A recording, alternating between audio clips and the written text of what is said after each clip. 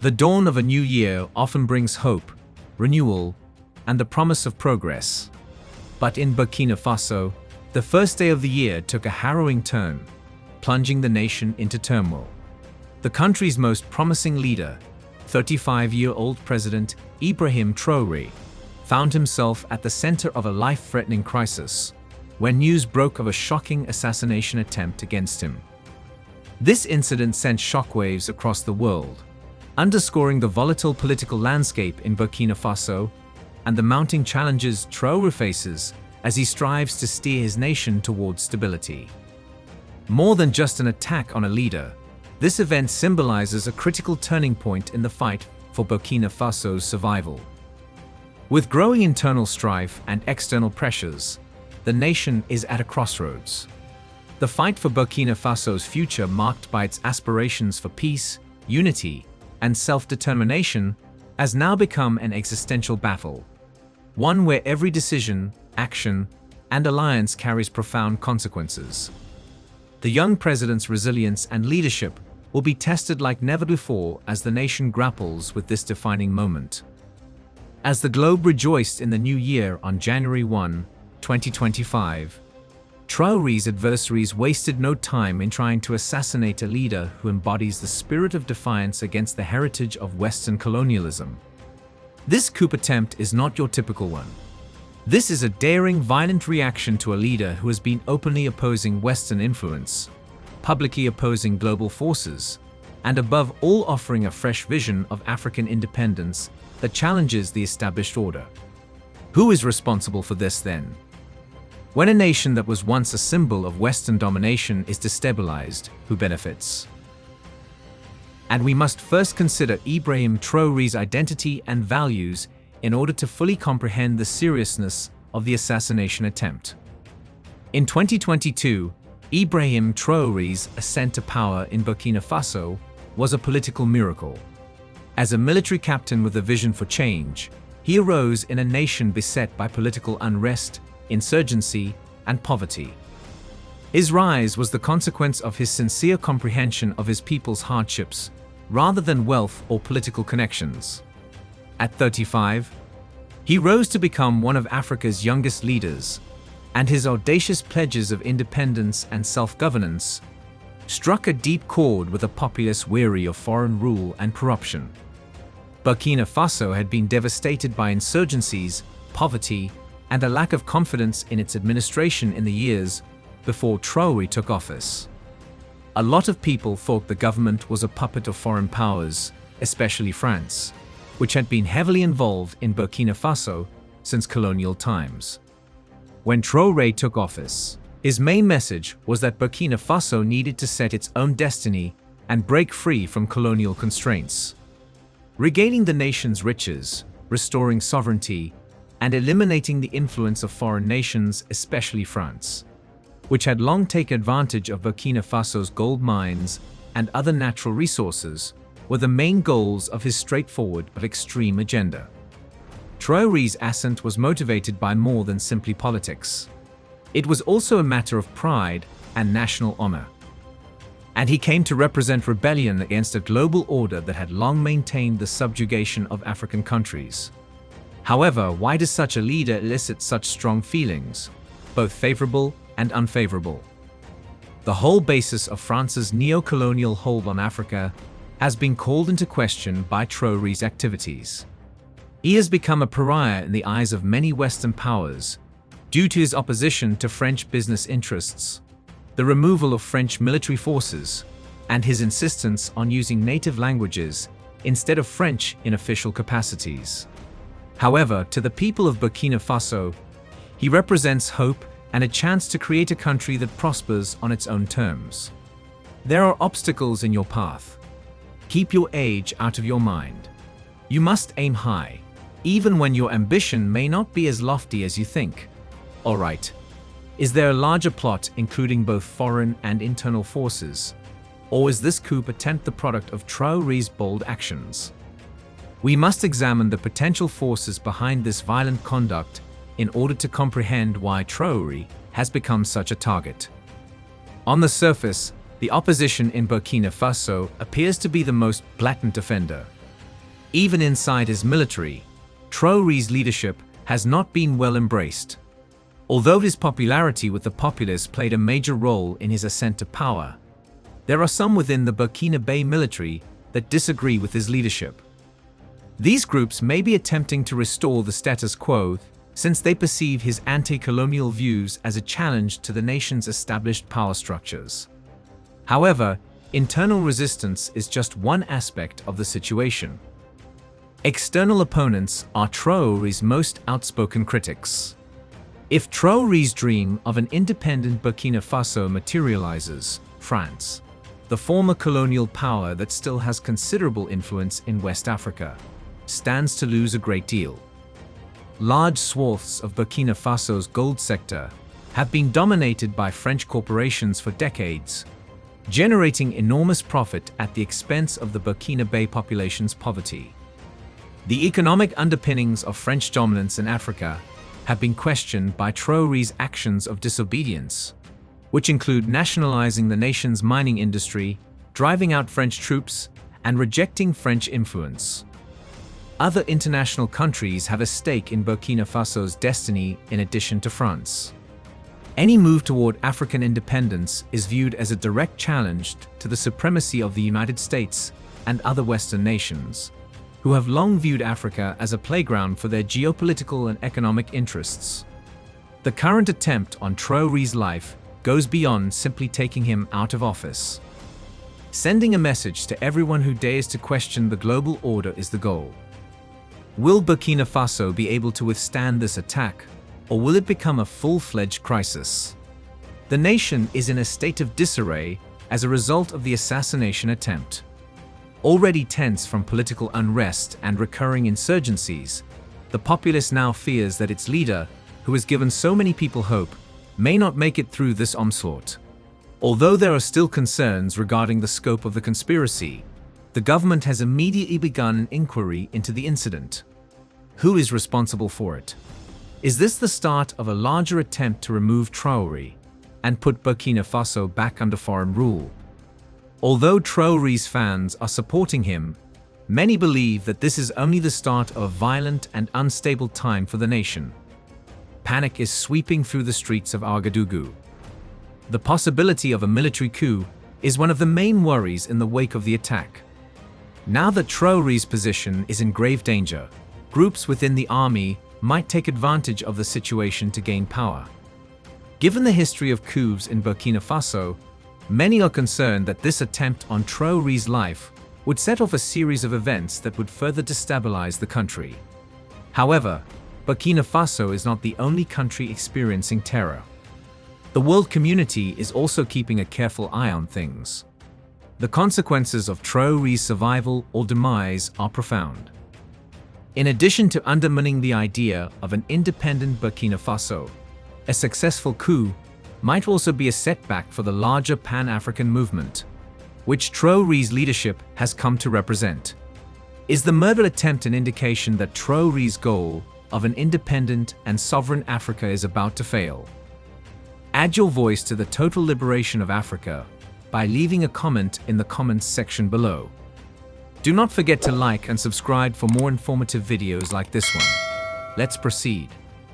For many, there is more to Ibrahim Traoré's leadership than the struggle for Burkina Faso's independence.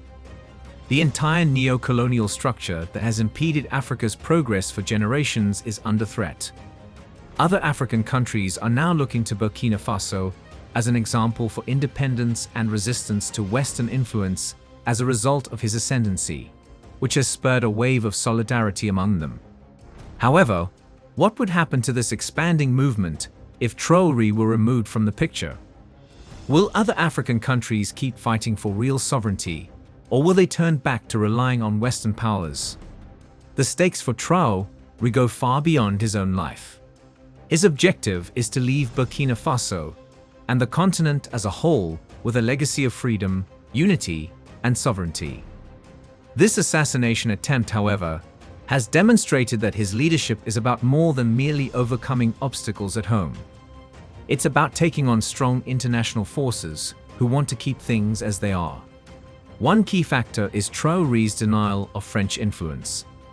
In addition to Burkina Faso's domestic resistance, Western nations that have historically depended on Africa's resources to power their economies have targeted him because of his emphasis on local development and innovation, as well as his attempts to create a self-sustaining economy.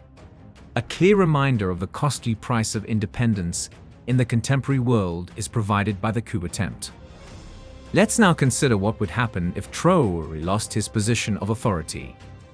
Will people miss him because of what he'd done for Africa? Imagine a city constructed as a monument to the fight for sovereignty rather than as a representation of foreign help or investment. Through his grandiose concept, the Renaissance city, Ibrahim Traoré has advocated for this idea. This urban development, which is still in its infancy, is much more than a simple building project. It is a daring critique of centuries of foreign power exploitation and a potent message about Burkina Faso's future.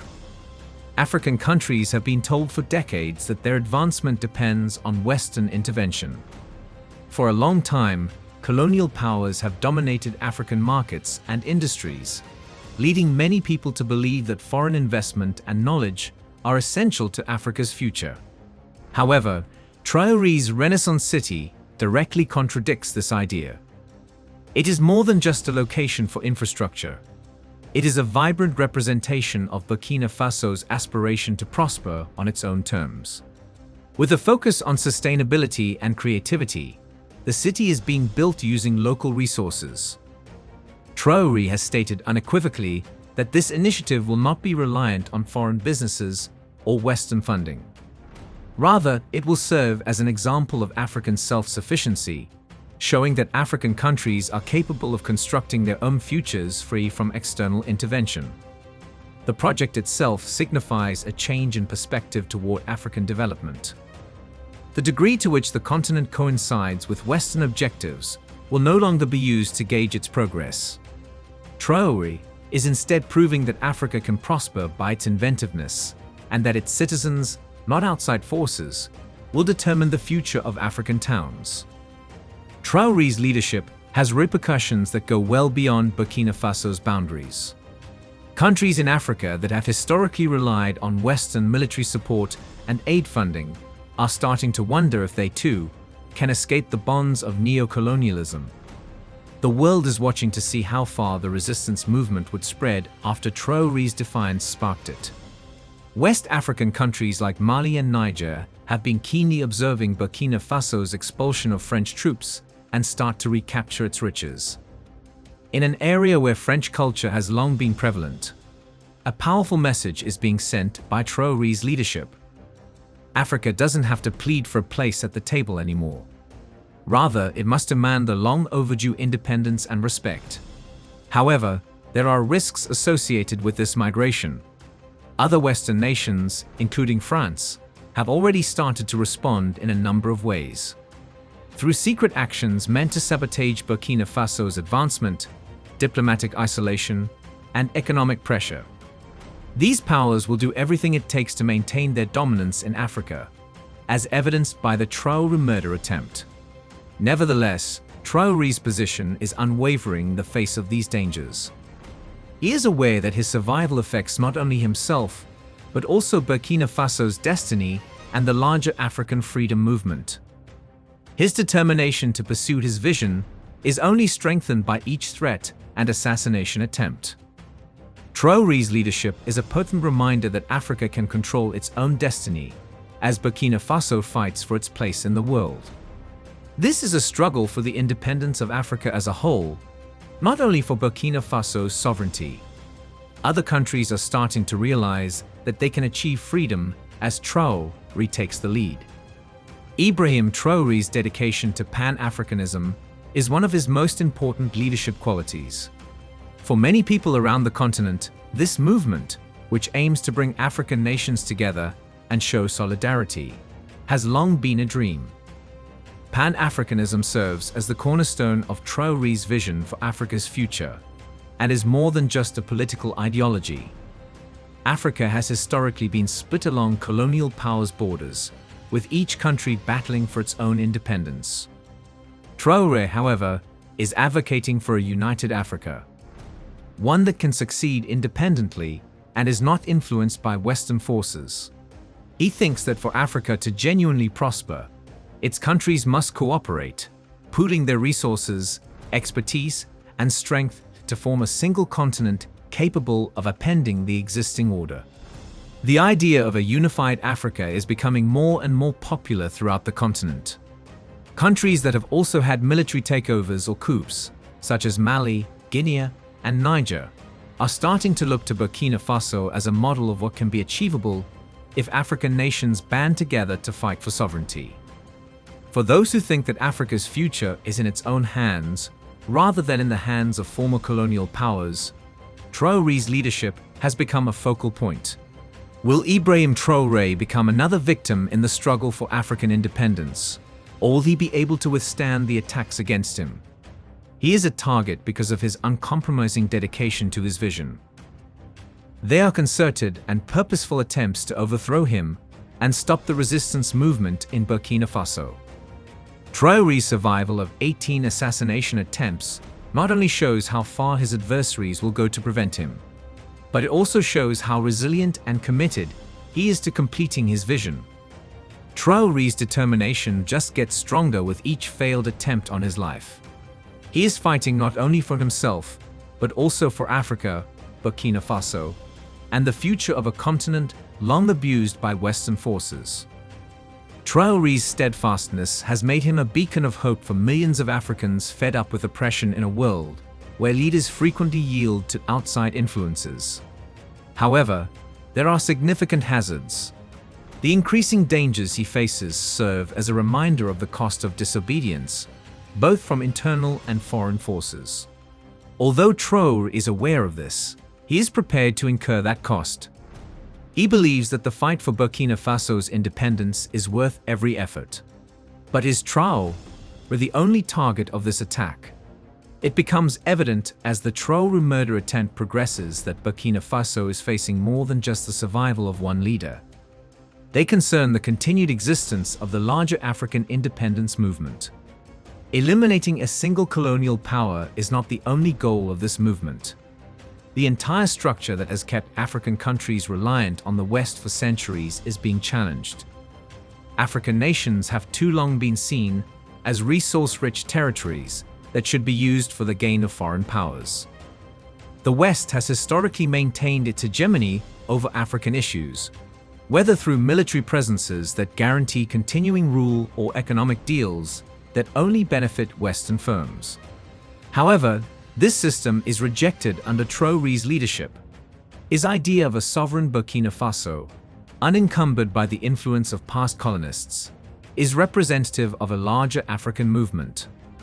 Following in Burkina Faso's footsteps, nations such as Mali, Niger, and Guinea are already removing French soldiers and re-evaluating their ties with Western powers.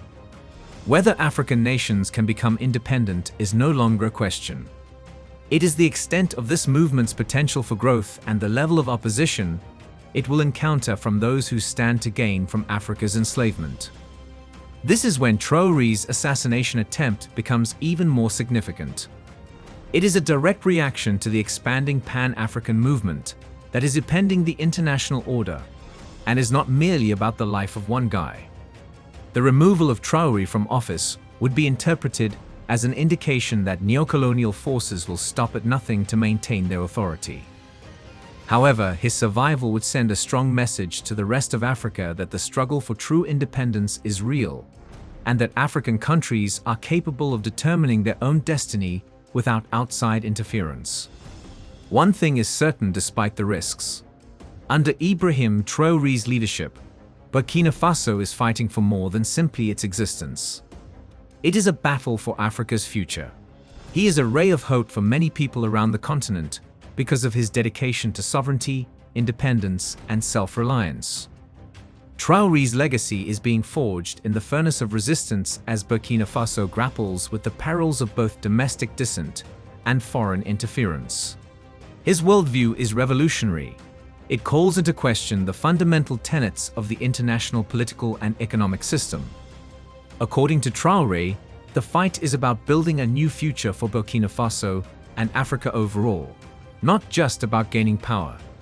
The city of the Renaissance, the denial of French influence, and the focus on regional innovation and growth all suggest that Africa will eventually become independent of Western powers. But the path ahead is not without risk. The increasing internal and external dangers to his life are evidence of the opposition he encounters. If there is one thing that has become quite evident, though, it is that Ibrahim Traore is fighting for more than just his life. He is battling for the future of Africa. The future of Burkina Faso and the African continent will depend on his survival of this most recent attempt on Traoré's life. Who do you think is responsible for all of this? Tell us what you think in the comments section below. We explore the rich history, culture, and the ongoing struggle for sovereignty in Africa. Join us in this important conversation by subscribing to our channel. By subscribing, you're not just staying informed, you're becoming part of a movement dedicated to reclaiming Africa's rightful place on the global stage. Hit that subscribe button and turn on notifications so you never miss an episode. Let's work together to spread knowledge and inspire change. Thanks for watching.